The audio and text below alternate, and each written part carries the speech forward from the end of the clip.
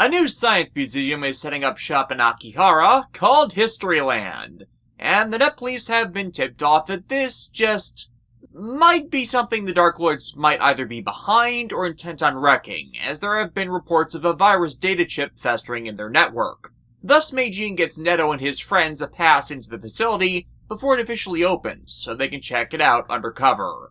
This, incidentally, is our first episode of the season with Mayuri Sekijima writing it, and once more like the last episode it shows due to, again, them being the primary one behind starting the Netto is an idiot protagonist characterization, especially with how Netto and Rockman have to reaffirm their friendship at the start of the episode, which once more tries to sell Netto as a lazy, irresponsible jerk. Some can see them trying to list off the answers at the same time being a type of synchro training so they can make sure they stay on the same wavelength as one another, aka what they messed up in the third episode of the season, but just spouting off random trivia is not a good indicator of that.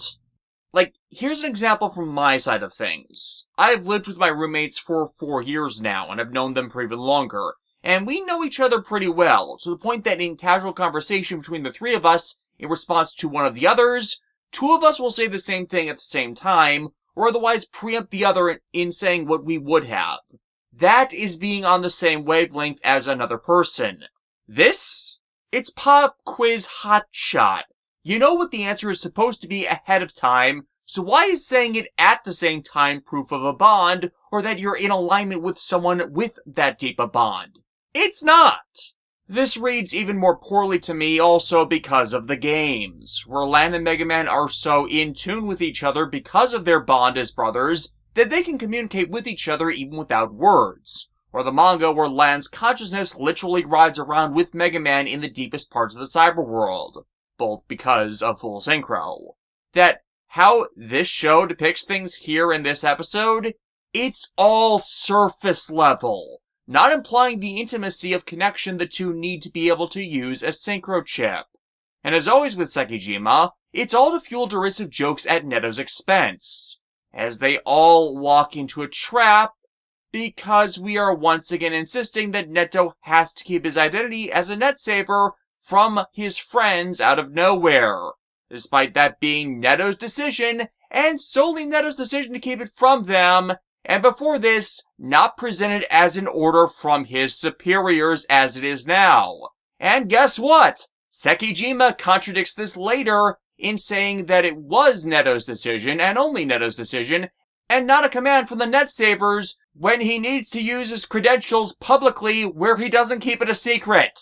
Hell, we saw last episode Netto using his Net Saver badge in public to get access to the terminals Plantman was infesting because it's a public service job. And moreover, Mail already knows.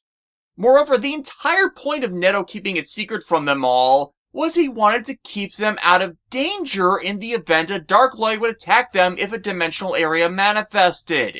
Yeah, keeping them informed helps them evacuate faster and not try to help.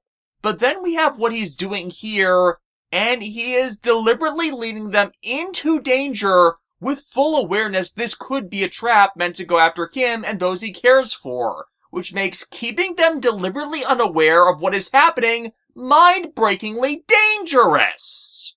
I once more must reiterate, do you see why I have a problem with half the writing staff and this writer in specific insisting on writing this character as an idiot?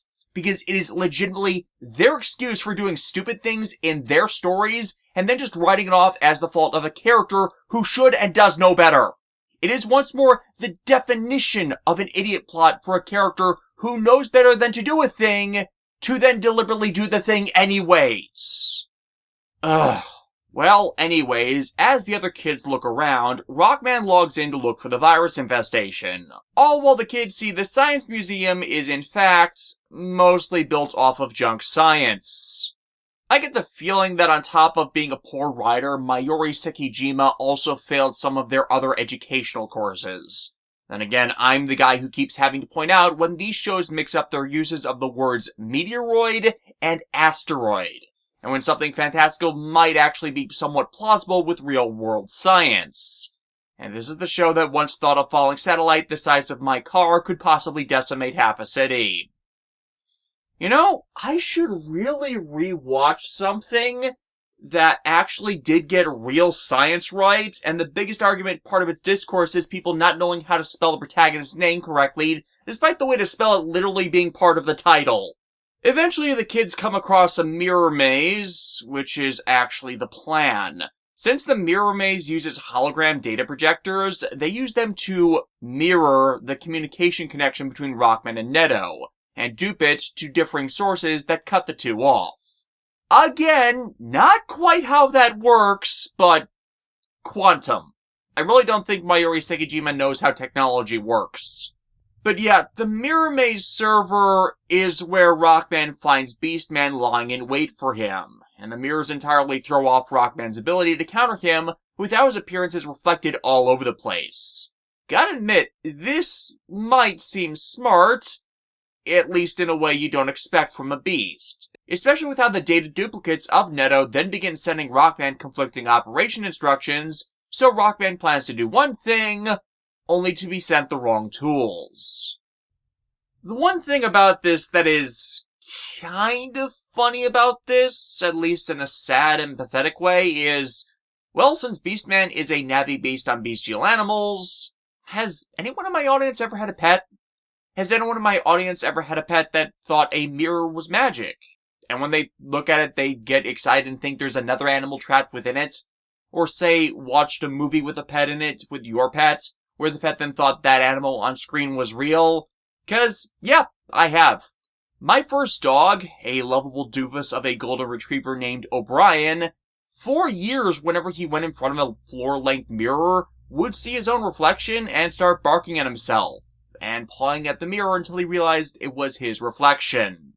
Thus, a Navi that's a literal beast when they're normally mystified by mirrors, using mirrors to baffle an intelligent Navi, that's an interesting twist on dynamics, with it being up to Rockman and Netto's bond to see them through and resynchronize despite the complication.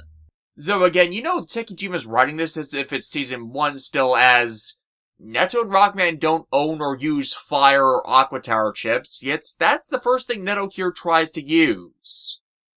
And again, as was the Chekhov's gun at the beginning of the episode to make this plainly obvious what they were going to do, they do their stupid synchronization exercise to reconnect, and enable them to properly fight Beastman off.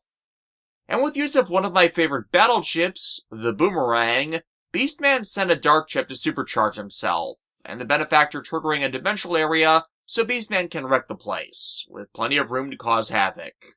Before Netto can cross-fuse, however, Rockman's cornered in cyberspace by viruses, when he could just jack out, while Netto faces the same in real life.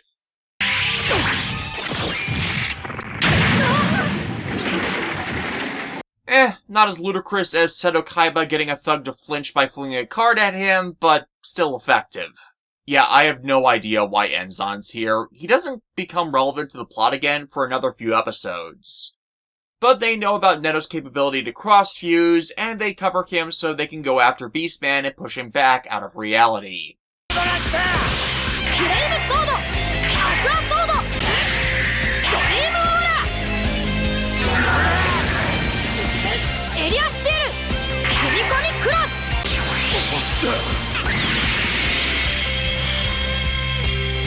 And yet, even with all that, that's still not enough to delete the beast. Still, at the end, we do get a sign of how far these two have come, with Netto and Enzon both complementing the other for their own respective growth, as it's revealed that Enzon has also been deputized as a net saver.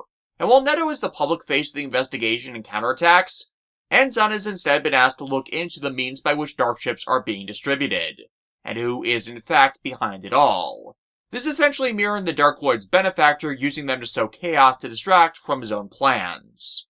The investigation crossed paths with Netto's assignments, thus why he was here, and warning Netto that he needs to not be overdependent on just his bond, but his other capabilities need to continue to be improved as well. And unfortunately, this is not delivered well by Sekijima in writing this, as it comes off as once more deriding Netto in how it's presented, instead of this starting on addressing Enzon's own arc for the season, tied from his prior appearances, and how Enzon's bond with Blues more bases itself around strength and power as master and servant, instead of a more intimate connection that, by presented evidence in this episode, almost failed today because their means of expressing the connection was shown to be so shallow. But again, it's only shown to be so shallow because Sekijima made it that way. Thus this exchange, which Enzan is eventually proven wrong on when writers other than Sekijima address this, delivers the exact opposite message it is supposed to.